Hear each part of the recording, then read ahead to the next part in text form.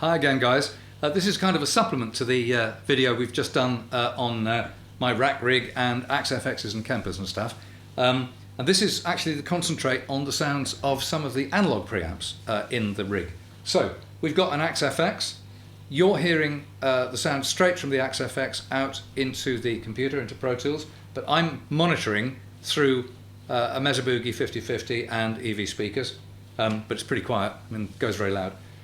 And then in the loop of the Axe FX is various different stuff which I'm going to switch in and out. So I'm going to tell you what I'm switching in and out as I do it. I'm going to start with a few clean sounds. So this is the Axe FX's clean sound, which, as Ramon has already noticed, it is slightly dirty, but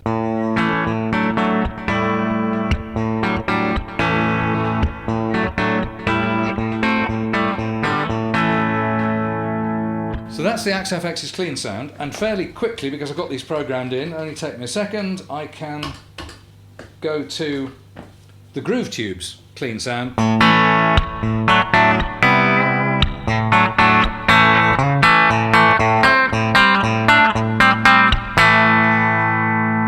And then I can take you fairly quickly, I'm sorry, that was actually the Carvin Quad-X, I'm sorry, that was the Carvin Quad-X. I can take you to the Groove Tube's clean sound.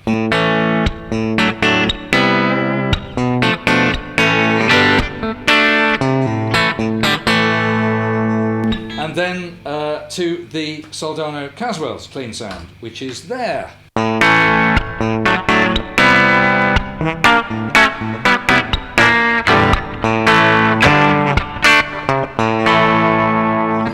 And you can hear, I mean, obviously I'm the one that set them up and adjusted them, so you can hear I'm kind of looking for the same sound in each one, but you can hear the characteristic of each preamp coming through.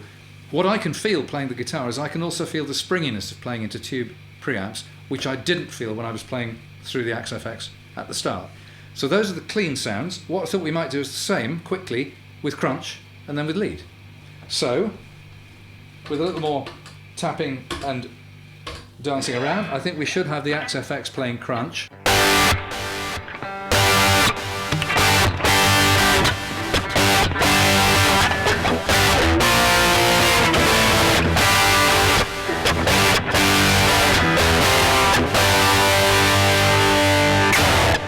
Okay, that's the Axe FX. Let's go on up to the Carvin first.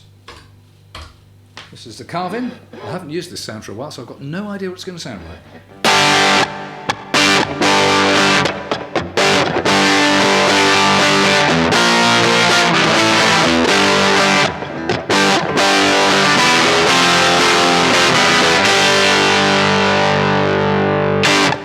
And from the Carvin we go to the Groove Tube, same thing again.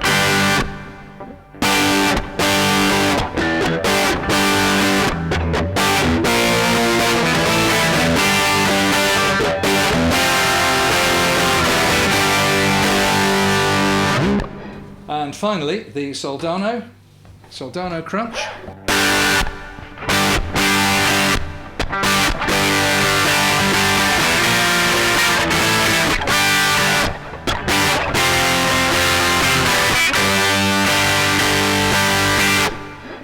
So those were the 4 crunch sounds, and then doing exactly the same exercise again, this time for the lead sounds, which is much more subjective, but this is what everybody goes for.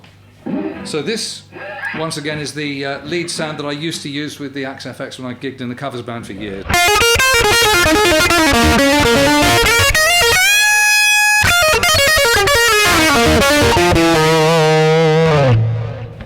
Not bad, not bad, probably crank up quite well. If I just go up through the pedals, and now let's see about the Carvin's clean sound.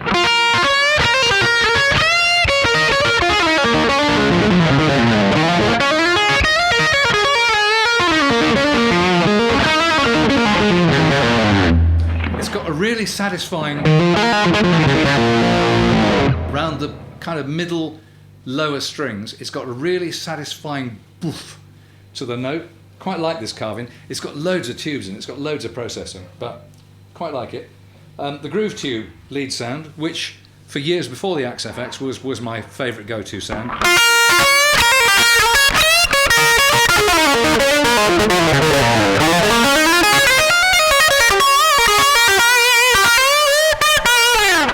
slightly more middly, slightly more aggressive, very sweet sound, amps up really well at volume, really nice sound. And finally, the sound that the Soldano is famous for, of course, its overdrive lead sound. Again, just my interpretation, because of course all these amps are programmable, so you can change all the knobs around, but...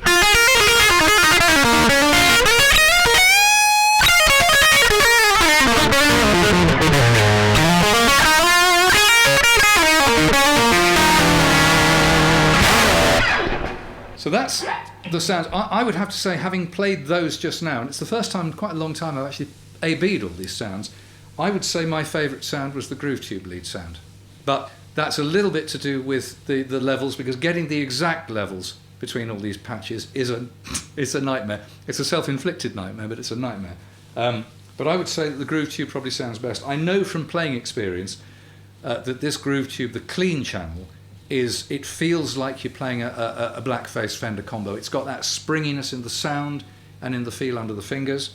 So I know that is a really good sound. Indeed, my old gigging rig back from the days of racks was the groove tube through probably just maybe even the Korg A3 effects processor and then the Mesa Boogie. That would have been my gigging rig, and it used to get me out of a lot of scrapes. So pretty good. But I hope that gives you some idea of the relative sounds of some of these things. I'm looking forward to hearing this back, because at the moment I'm listening still through monitors, whereas when we do playback, I'm going to hear the direct signal that you're going to hear, and I'm kind of hoping I'm going to learn something. What I'm hoping to learn is actually that I'm getting closer with these digital units than I think I am when I'm in the room playing with them. That's what I'm hoping to hear, but let's see what you think.